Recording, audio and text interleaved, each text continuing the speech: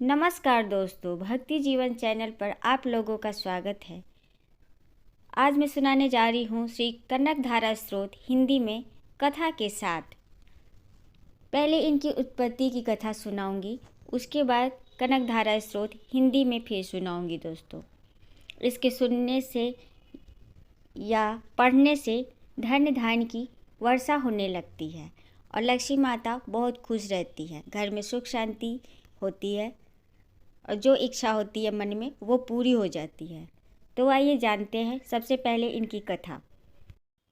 श्री कनकधारा अभीष्ट फल देने वाली व धन्य धान्य की वर्षा करने वाली लक्ष्मी स्वरूपा देवी हैं। इनकी उत्पत्ति की यह कथा प्रसिद्ध है कि एक बार आचार्य श्री शंकर भगवपाद भिक्षा के लिए एक ब्राह्मण के घर गए। वह ब्राह्मण बहुत ही निर्धन होने के साथ साथ दानी व सत्कर्म में रत था। उसकी पत्नी कुशल गृहिणी थी। आचार्य के रूप में द्वार पर अतिथि को आया देखकर ब्राह्मण पत्नी बड़े ही असमंजस में पड़ गई कि उस स्थिति का सत्कार किस प्रकार करे, क्योंकि उसके घर में तो खाने को अन्न का दाना तक न था। फिर वह उस आचार्य रूपी भिक्षुक को भिक्षा में क्या दे। बहुत खोजने पर उसे अपने घर में एक आंवले का फल मिला और उसी फल को भिक्षा के रूप में देने के लिए वह उसे लेकर आचार्य जी के पास पहुंची। उसे भिक्षा के रूप में आंवले का फल देने में बड़ा संकोच हो रहा था। सन्यासी को उसकी निर्धनता व इस बुरी हालत पर बड़ा तरस आया। वे तुरंत ही धन्य धान्य समृद्धि व ऐश्वर्य की अधिष्ठात्री भगवान विष्णु की पत्नी ममता स्वरूपा देवी महालक्ष्मी की मधुर वाणी में स्तुति करने लगे।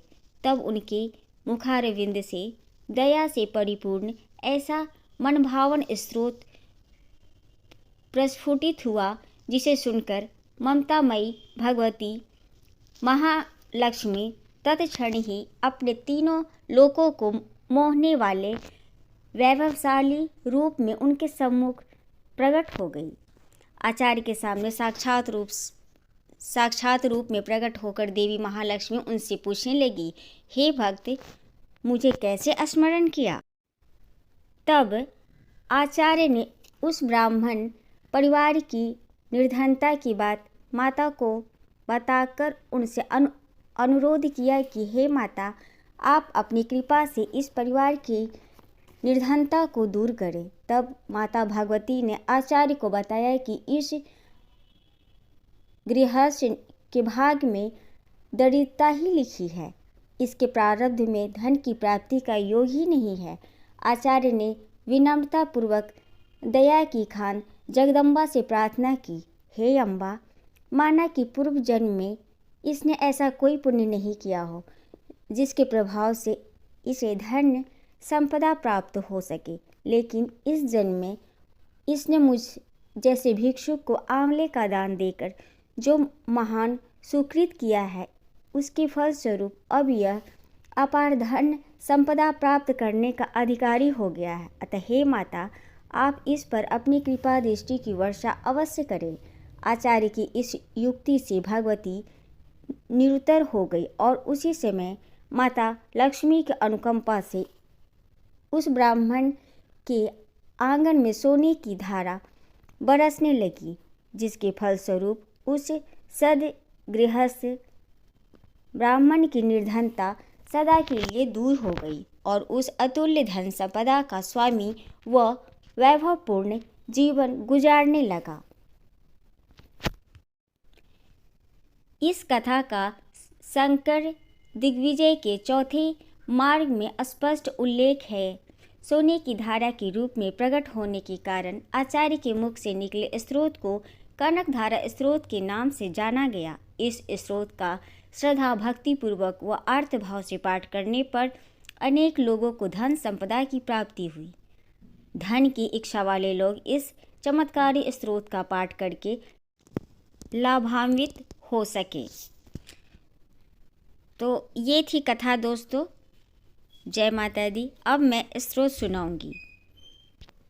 जिस प्रकार भ्रामरी अधिखिले फूलों से अलंकृत तमाल वृक्ष का सहारा लेती है, उसी तरह जो देवी श्री हरि के वशीभूत श्री अंगों को शोभा देती है और जिसमें समस्त ऐश्वर्य का वास है, वह मंगलदायिनी देवी भगवती महालक्ष्मी की कटाक्ष लीला मेरे लिए मंगल देने वाली हो।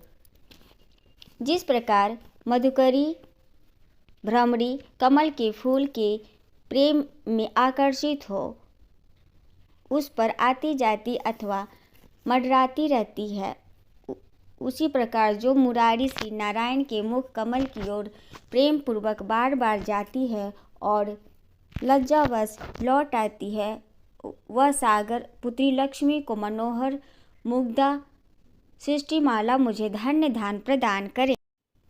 जो देवी देवराज इंद्र के पद के समान वैभव देने में समर्थ है, जो मोर के शत्रु श्री हरि को भी अतीत आनंद देने वाली है तथा जो नीलवर्ण कमल के अंत स्थल के समान मनोहारी हैं, उस जगदम्बा लक्ष्मी जी के अर्ध निर्लिप्त नेत्रों की कृपा दृष्टि एक क्षण के लिए भी मुझ पर भी थोड़ी बहुत अवश्य पड़े।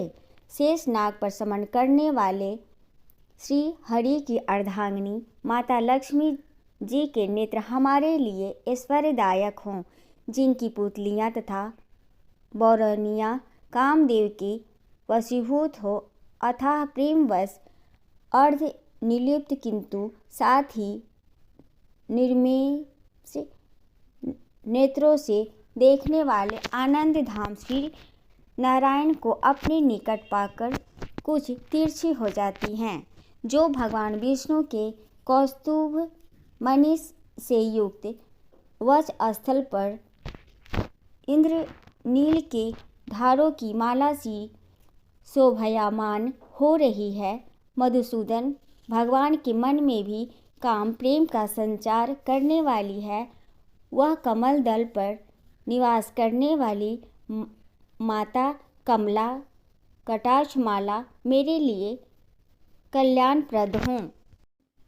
जो देवी कैट भरी श्री भगवान विष्णु के काले मेघ के समान श्याम सुंदर वक्ष स्थल पर विद्युत के समान चमक कर प्रकाशित होती हैं, जिन्होंने ऋषि भृगु के वंश को अपने आविर्भाव से आनंदित किया है तथा जो सभी लोकों की जन्मदायिनी है, उन माता लक्ष्मी को अर्धनीय मूर्ति मेरा कल्याण करें। जिस दृष्टि के प्रभाव से मंगलमय भगवान मधुसूदन के हृदय में मन्मथ कामदेव ने प्रथम बार स्थान पाया था, वह समुद्र पुत्री माता लक्ष्मी को मंद अलस मंथर व अर्ध उन्मीलित दृष्टि मुझ पर भी पड़े। भगवान विष्णु की प्रेयसी माता लक्ष्मी के नयन रूपी मेघ अपनी दया रूपी अनुकूल पवन से प्रेरणा लेकर मेरी दुष्कर्म रूपी धूप को हमेशा के लिए दूर कर आपत में पड़े हुए दीन रूपी चातक पर संपदा रूपी जलधारा की वर्षा करें। जिनके प्रेम के पात्र होकर विशिष्ट बुद्धि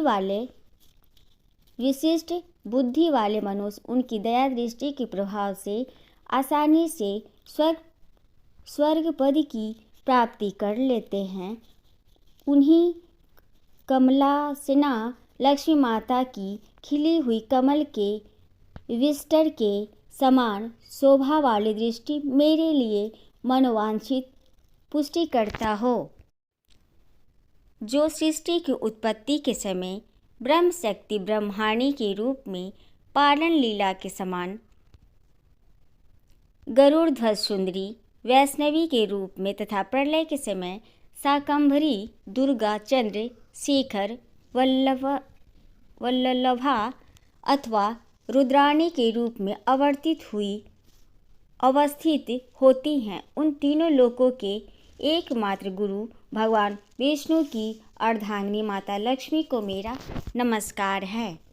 हे माता लक्ष्मी, हे शुभ कर्मों का फल देने वाली श्रुति, आपको प्रणाम है। हे रमणीय गुणों की सागर स्वरूपारती, आपको प्रणाम है।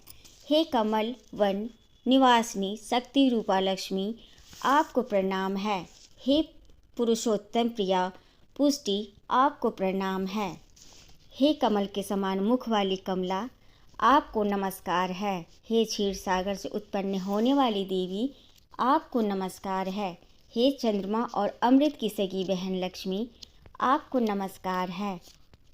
हे भगवान नारायण की अर्धांगिनी, आपको नमस्कार है।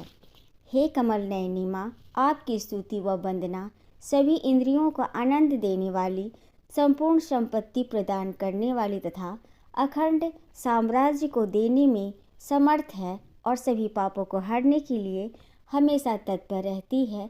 हे माता, आपकी कृपा हमेशा मेरा ही सहारा बने तथा मुझे ही आपकी चरण वंदना का सौभाग्य प्राप्त हो।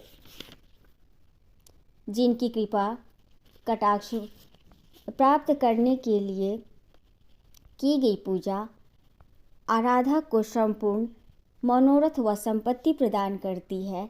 मूढ़ के शत्रु श्री हरि की हृदय वल्लभा उन्हीं माँ लक्ष्मी को मैं मन वचन व कर्म से स्तुति करती हूँ। हे कमल वन में निवास करने वाली, हाथ में कमल पुष्प धारण करने वाली, हे स्वच्छ उज्ज्वल वस्त्र और गंध तथा माला से सुशोभित, हे विष्णु वल्लभा भगवती, हे मन को हरने वाली देवी, हे तीनों लोकों को ऐश्वर्य प्रदान करने वाली माँ लक्ष्मी, आप मुझ पर प्रसन्न हों।